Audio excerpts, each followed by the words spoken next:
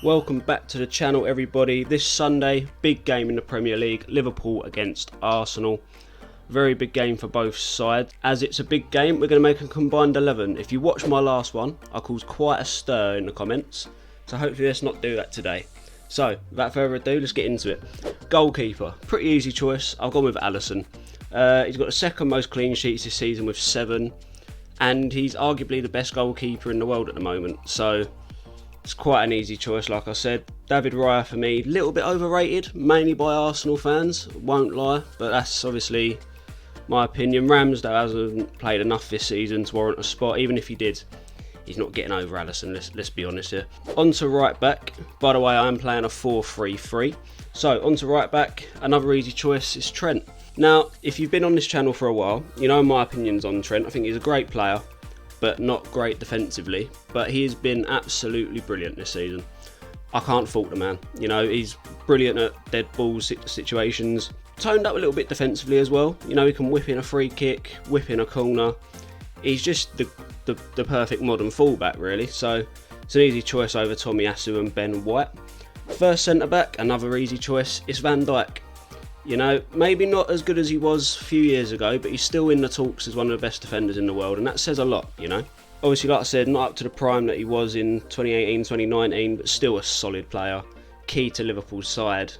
So it's just an easy choice. Now, the other centre-back, I wouldn't say this is controversial, maybe it is, but I'm going to go with William Saliba. He's just key to Arsenal. Like, you notice the difference when he's not in the side. Konate's a good partner to Van Dijk, but Matip can slip in if needed.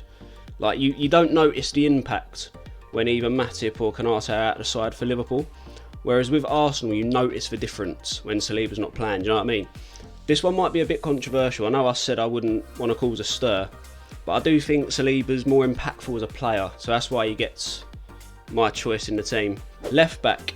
Right, I know he's been injured this season, and I don't know if he's back. Liverpool fans let me help me confirm that, but I've gone with Andy Robertson.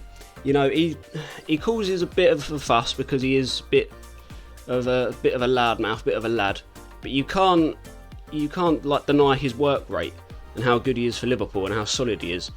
I think it's an easy choice for me over Zinchenko. He's just more consistent. Like I said, I know he's been injured and he's probably coming out of his prime now, but I would still pick Robertson over any Arsenal left back. I'm sorry, but I just would. It's an easy choice for me, really. On to the midfield. I'm going to go with Declan Rice. I know you probably say, oh Lee, you're a West Ham fan, you're going to pick Declan Rice, but he's done what he's been signed to do this season for Arsenal. You know, he picks up the ball, runs it through, sometimes gets on the end of some goals. So yeah, it's Declan Rice. I think he's an easy slide in for this team. You know, he gets picked for England consistently. He's just a solid player. So Declan Rice is in there. Second midfielder, it's not defensive and attacking midfielders, it's just three midfielders. I've gone with Martin Odegaard.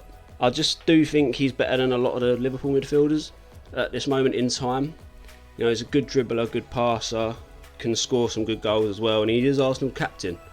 So I think that's an easy choice. Obviously not as good as he was last season. Arsenal overall haven't been good as last season, to be honest. Let's have it straight. They have not been what they were last season, even with better signings. So yeah, Odegaard in there. And the last midfielder for me is Dominic Szoboszlai. You know, it's like, again, it's an easy choice. I don't think any other Arsenal midfielders would get in apart from obviously Odegaard and Rice, who I've got in the team. But yeah, Szoboszlai, we know what a talent he is. We know he can score bangers, he can create something out of nothing. And that's why he gets in the team. On to the attack. We'll go with right wing. I've got Saka. No, I'm joking. It's Mo Salah. Again, just another easy choice. One of the best wingers in the world, if not the best. He's on line to become an all-time Premier League great. Just his all-round play, his speed, his shooting, his eye for a pass now. He started passing as well, so he's evolving his game. You know, crucial to Egypt. Although they don't really go far in tournaments, you can tell the impact he has on that country in any form, in sporting terms, in lifestyle terms. You know, he's a brilliant player. He's just so quick on the counter. He's crucial to the way Liverpool play. So yeah, it's an easy choice. Left wing, I don't know if this is controversial or not. I don't think it is personally, but I've gone with Luis Diaz. I just think he's better than Martinelli. He's got something more about him.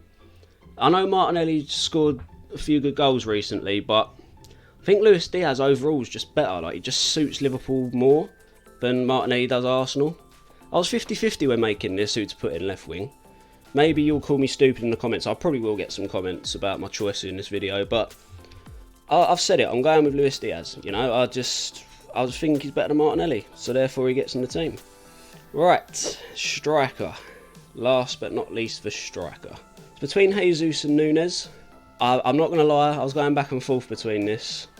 Yeah, I was lying when I said I don't want to call it a stir. This is going to call it a stir. I've gone Darwin Nunes for striker. I'm sorry, but I just think he's better. He's better than Gabriel Jesus. You know, to be fair, he's more my sort of striker if I was a manager. Like, he's tall, he can reach headers. He's not saying Gabriel Jesus isn't, but he's hard working off the ball. You know, I love the chaotic energy he brings as well. No one knows what he's going to do.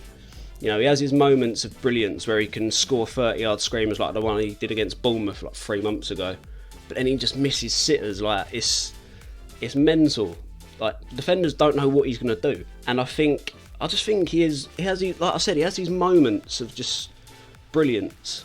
Whereas I haven't really seen that with Jesus, the moments of brilliance. Yeah, he was good off the bench with City.